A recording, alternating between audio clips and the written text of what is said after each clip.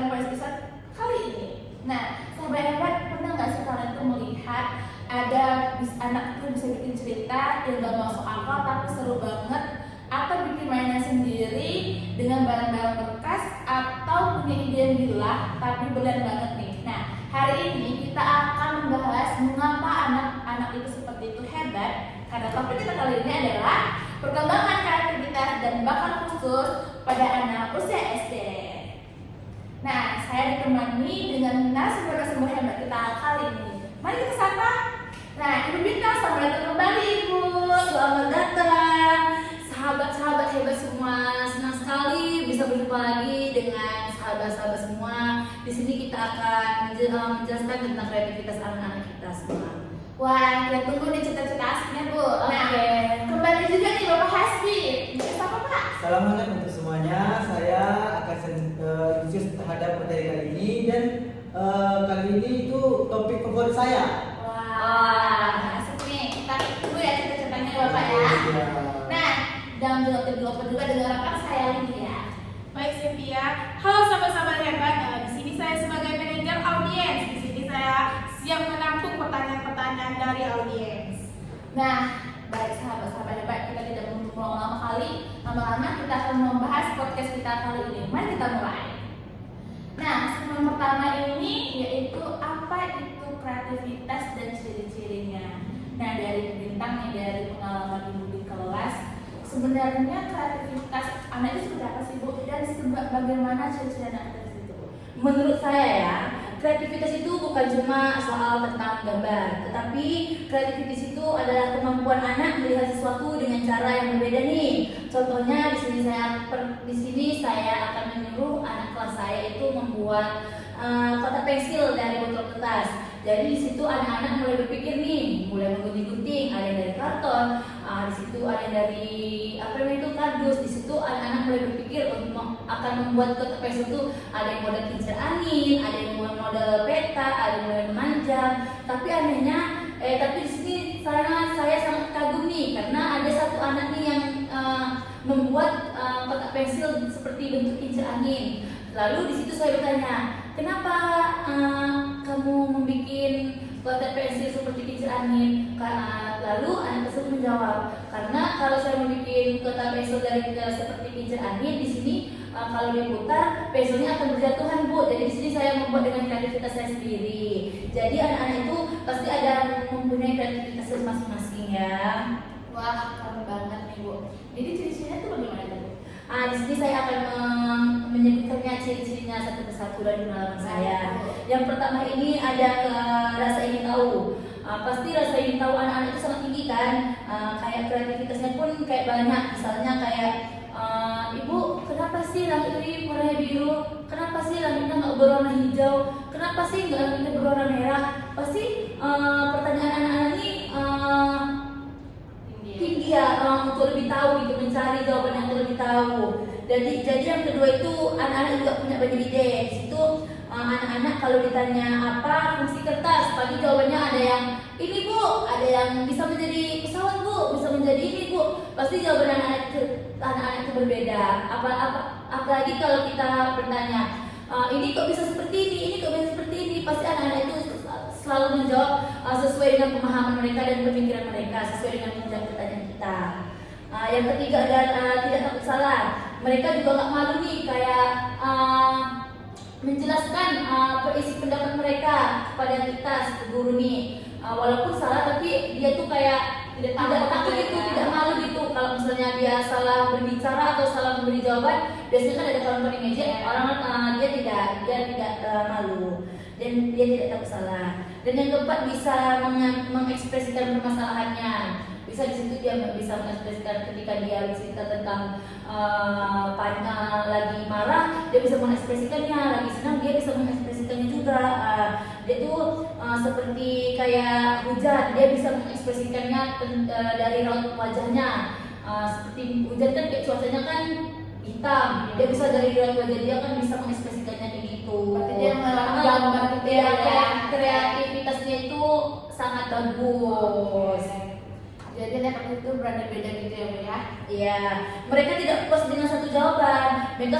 Mereka selalu mencari jawaban alternatif Sylvia? Wah, dari jawaban Bu Bintang tadi sangat asik sekali ya. Nah, Bapak Asri, bagaimana nih dengan secara ilmiah nih Pak?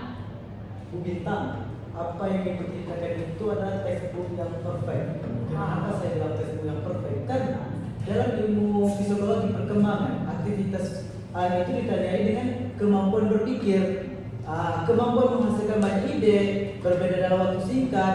Ibu Bintang tadi bilang gini, kreativitas bukan hanya seni, tapi juga ide-ide logis dalam inovatif. Itu ya Bu ya? Iya. Nah, anak yang mampu tepat buat pensil kincir angin, tempat pensil dari kincir angin tadi menunjukkan originalitas dan variatif berpikir. Itu bukan sekedar bermain Bu. Nah, tetapi itu pemecahan masalah dengan cara yang unik.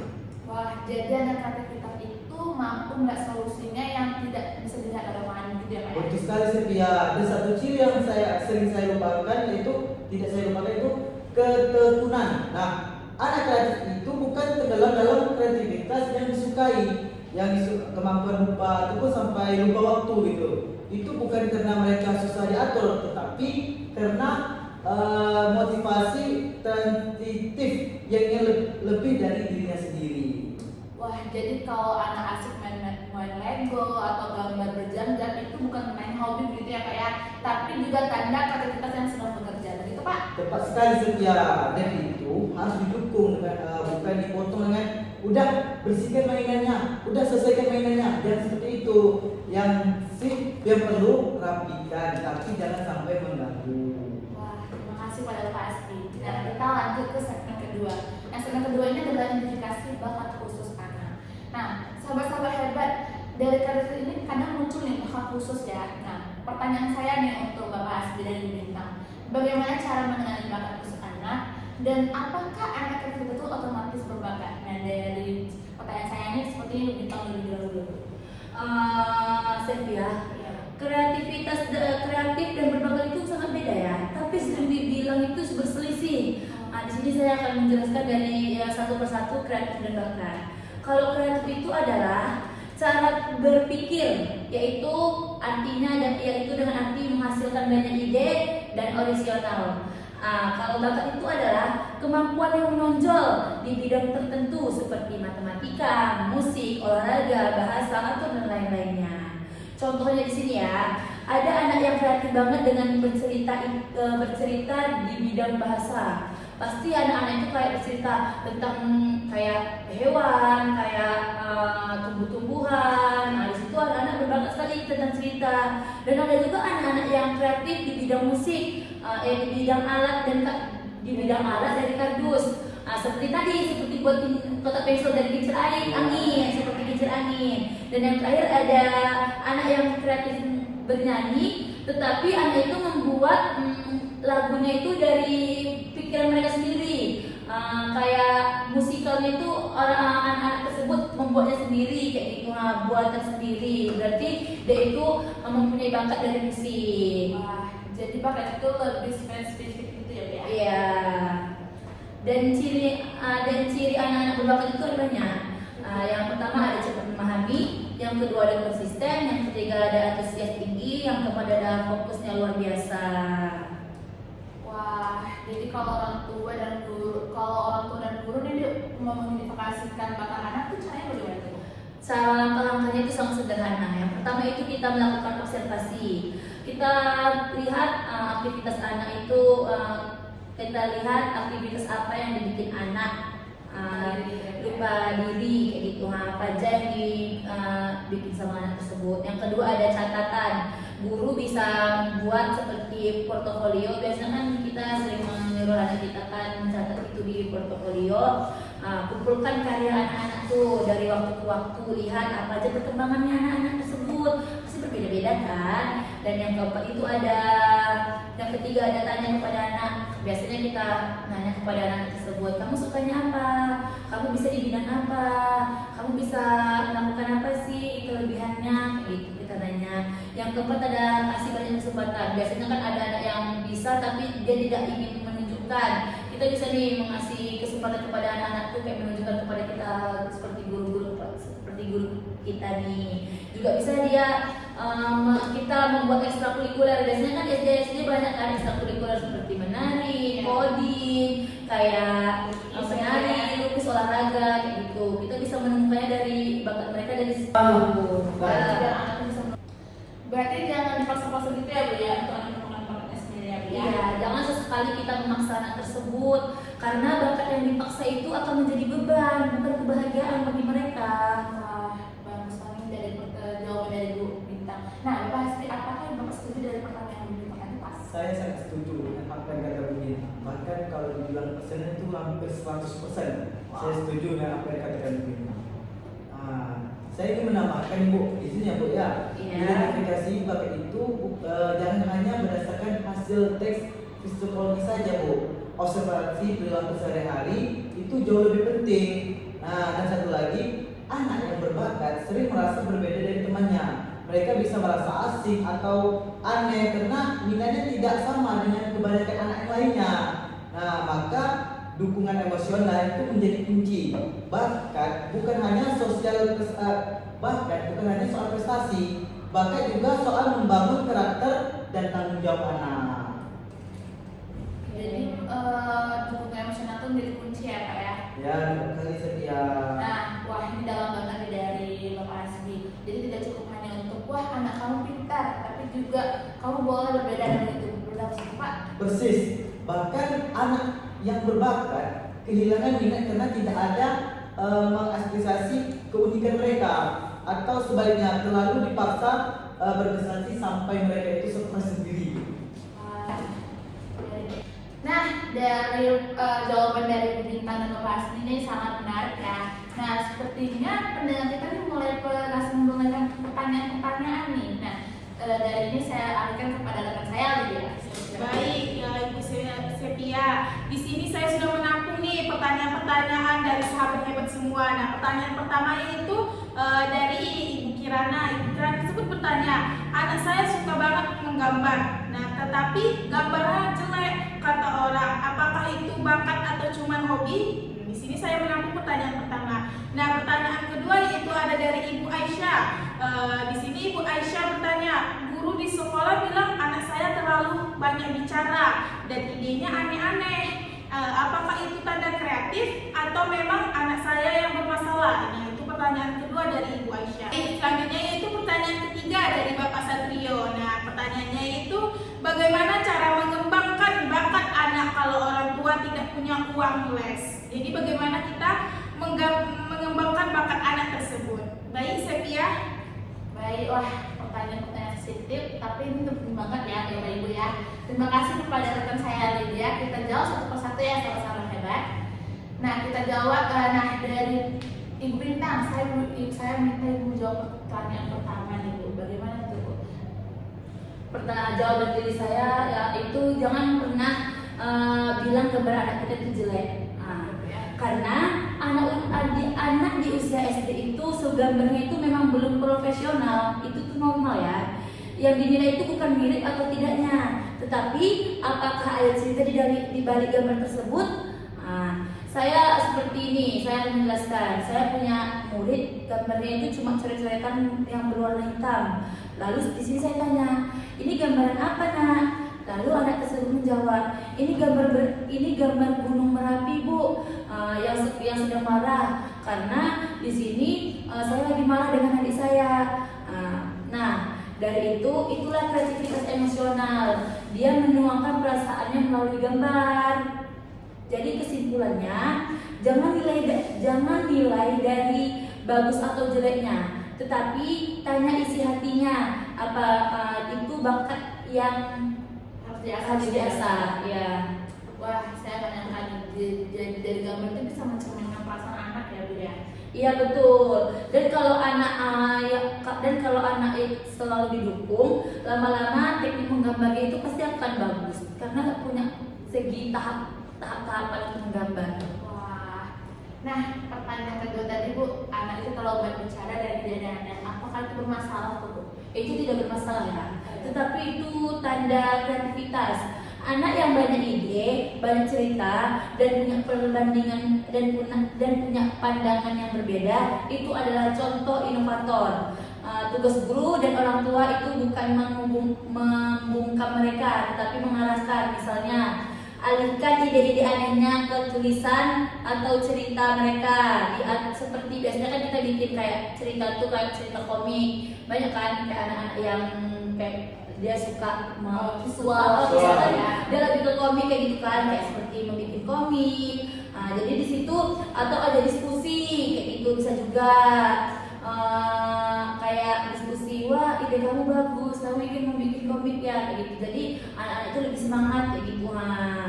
Jadi jangan dihukum Sepia, nanti anak-anak itu jadi takut berkreasi atau takut berkreatif. Wah, dari jawaban buat Bintang sangat mengaruhkan ya. Nah, Bapak Hasbi, bagaimana dengan secara ilmiah nih Pak? Ibu Bintang tepat sekali. Anak yang banyak bicara dan aneh-aneh, idenya itu menunjukkan fiksi atau kelancaran berpikir dan originality, keaslian ide. Dua komponen utama itu kreativitas. Memang di sekolah yang terlalu kaku, anak seperti ini sering dianggap mengganggu itu. Padahal mereka itu hanya berpikir berbeda. Soalnya bukan diamankan mereka, tapi ubah metode pembelajarannya. Wah, sangat bagus saya nih Pak ya dari secara ilmiah. Nah, kita lanjut ke pertanyaan terakhir. Nah, bagaimana perkembangan bakat tanpa les mahal? Nah, dari Bintang bagaimana tuh? Kalau menurut saya tidak perlu les mahal ya, karena les mahal itu sama aja kalau tidak bermanfaat gitu ya kan. Biasanya udah les mahal tapi tidak bermanfaat. Bisa juga kita di sini kayak di rumah kayak kita bisa membutuhkan dari bahan sederhana seperti kardus, kertas, kain, botol perca atau botol-botol bekas itu sudah cukup. Di situ kita tinggal harus ada nih dukungan dari orang tua. Kayak kamu mau buat apa lagi? Kamu ini bisa bikin apa sih yang kamu kreatif? Ibu mau nengok nih, kamu berkreatif apa dari barang-barang tersebut. Jadi di sini kita nih kayak menghargai nih proses anak-anak tersebut. Bisa juga nih kita kayak zaman sekarang apa sih yang nggak ada, apalagi ada gadget ya kan, kita bisa mencontohkan ini anak-anak bisa nengok di YouTube, kayak bisa kita searching cara membuat kotak pensil dari kardus. Nah, apa aja contoh-contohnya. Nanti kan bisa kita praktekkan kepada anak kita sendiri kan. Yang terakhir itu ada ekstrakurikuler sekolah. Biasanya ekstrakurikuler sekolah itu kan udah murah, kadang ada yang berbayar pun tidak terlalu tinggi, ada juga yang gratis. Jadi kita bisa menggunakannya dari situ. Yang mahal itu bukan lesnya, yang mahal itu adalah ketidakpedulian orang tua tersebut. Anak yang didukung dengan kasih sayang, dengan bahan seadanya bisa jadi lebih kreatif daripada anak yang les mahal tetapi dikritik terus sama saja tidak betul. Jadi yang paling penting itu adalah kepedulian orang tua Iya. ya. Nah, dari Bintang saya sangat terharu dengan jawaban Ibu Bintang. Nah, Bapak Hasbi apakah setuju dari pertanyaan Ibu Bintang tadi? Dari jawaban Ibu Bintang tadi saya sangat setuju penuh. Nah, kenapa? Bahkan penelitian itu menunjukkan bahwa lingkungan yang kaya atau stimulus tapi tidak mahal, seperti menyediakan kertas, pensil, warna, buku cerita, dan kebebasan bereksperimen, lebih efektif daripada les formal yang menggunakan mahal ataupun yang terlalu berstruktur. Nah, kreativitas ini itu bukan uang, tetapi uang. Wah, kreativitas itu butuh uang bukan uang ya Pak ya. Seperti Nih, ya. kata-kata ini kita bisa jadi tagline episode kita nih, sahabat-sahabat hebat. Nah, kita lanjut ke segmen keempat ya, sahabat-sahabat hebat. Nah, segmen keempat ini adalah strategi pembelajaran inovatif. Nah, sahabat-sahabat hebat, kita ini masuk ke bagian paling praktisnya nih. Nah, Bintang dan Pak Hasbi, strategi pembelajaran seperti apa sih yang bisa menumbuhkan kreativitas bakat anak nih, baik di sekolah, maupun di rumah nih Pak Hasbi. Nah, baik Bintang, saya Bintang untuk terlebih dahulu. Saya coba kasih yang sudah saya terapkan ya. Di sini kita bisa menggunakan PBL. Di sini bukan ceramah tetapi bikin proyek yang nyata. Nah, di sini dengan contoh temanya lingkungan nih. Nah, di sini saya suruh anak saya membawa alat-alat sederhana yang bisa dari barang bekas yang bisa untuk membersihkan kelas. Dan yang kedua, kita bisa menggunakan PBL versi masalah nih. Di sini saya akan mengasih masalah nih kepada anak tersebut. Bagaimana sih anak-anak tersebut ini mengajak teman-teman yang malas nih untuk membuang sampah pada tempatnya. mereka diskusi, mereka cari solusi, mereka bisa berbikin poster sampai bikin drama pendek nih. Dan yang ketiga bisa menggunakan game based learning atau belajar sambil bermain game. Bapak Hasbi, di sini kita bisa menggunakan kuis, teka-teki atau kompetensi sehat nih. Contohnya sebutkan sebanyak mungkin nih fungsi dari sedotan plastik dalam 2 menit. Pasti anak-anak akan heboh kan? Pasti di sini kelasnya akan kreativitas atau kelas ini makin hidup dan makin meledak gitu kan. Dan yang terakhir juga bisa menggunakan teknologi, video interaktif, simulasi digital, aplikasi edukatif. Anak-anak zaman sekarang digital native ya. Sayang sekali apabila tidak dimanfaatkan. Wah, padat banget ya Bu ya. Iya. Nah, Bapak Hasbi, bagaimana nih komentar Ibu Bapak untuk dari jawaban Ibu Bintang? Menurut saya sendiri ya, Bu Bintang ini bisa dibilang dengan guru idaman para siswa lah ya. Wow, takjub banget saya Bapak Hasbi. Kenapa? Terharu Karena saya. apa yang Ibu bilang itu selaras dengan pendekatan di abad 21. Saya tambahkan satu poin penting ya. Lingkungan belajar yang suportif itu lebih penting daripada metode apapun. Nah, maksudnya kalau anak takut salah, takut diejek, takut dihukum, itu maka bisa dikatakan itu mati. Maka guru dan orang tua harus menciptakan rasa aman. Tidak apa salah, yang penting sudah mencoba. Begitu ya kan? Nah, ide kamu menarik, coba tambahkan lagi. Nah, yang terakhir, semua orang punya keunikan masing-masing. Jadi bisa kita sampaikan seperti itu kepada kita. Wah, jadi metode apapun akan gagal jika anak itu tidak merasa aman ya Bapak ya. Tepat sekali ya. Kreativitas itu seperti bunga. Dia hanya akan mekar di lingkungan yang tepat, penuh cahaya dan bebas dari ancaman. Wah, siapa ini pesan untuk teman-teman sahabat-sahabat semua yang pesan yang sangat mendalam nih. Nah, baik sahabat-sahabat hebat, kita sudah di penghujung acara. Mari saya rangkum 5 poin penting dari podcast kita kali ini. Nah, yang pertama adalah kreativitas bukan cuma seni. Maksudnya adalah kreativitas adalah kemampuan adalah melihat dari solusi berbeda. Nah, dari orang lain seperti ciri-ciri yang kita ketahui ada rasa ingin tahu tinggi, banyak ide dan tidak tahu salah. Nah, yang kedua adalah bakat khusus itu berbeda dari kreativitas. Bakat adalah kemampuan mendengar di bidang tertentu seperti musik yang Ibu Bintang menjelaskan, tematik dan olahraga ya Bu ya. Ciri-ciri cepat memahami, antusias dan konsisten. Dan ketiga adalah identifikasi bakat yang bisa dilakukan dengan observasi, portofolio, dan eksplorasi berbagai bidang ya Pak ya. Nah, yang keempat ada perkembangan bakat tanpa alas mahal dengan menggunakan bahan sederhana, dengan dukungan emosional, YouTube gratis dan eksplor sekolah. Nah, yang terakhir adalah strategi pembelajaran berbasis seperti process learning, problem based learning, game based learning, dan teknologi digital. Yang terpenting adalah sama-sama adalah menciptakan lingkungan yang aman dan sportif. Nah, saya ingin mengucapkan terima kasih sebanyak-banyaknya kepada Ibu Bintang dan Bapak Hasbi dan rekan saya Lydia dan tentu saja sahabat-sahabat hebat semuanya. Nah, penutup pesan dari saya adalah setiap anak kreativitas dengan cara yang masing-masing mereka. Tugas kita bukan untuk mereka menjadi yang sama, tetapi membantu mereka menjadi versi terbaik dari diri mereka sendiri. Nah, jangan lupa subscribe kalau dulu dan share kepada orang tua dan guru. Tinggalkan komentar kalau ada topik yang ingin dibahas teman-teman. Nah, sampai jumpa di episode berikutnya dari Hanya di Generasi Hebat Tumbuh Kembang Bersama. Saya Siti Nurhayati, podcast kali ini mengundurkan diri. Wassalamualaikum warahmatullahi wabarakatuh.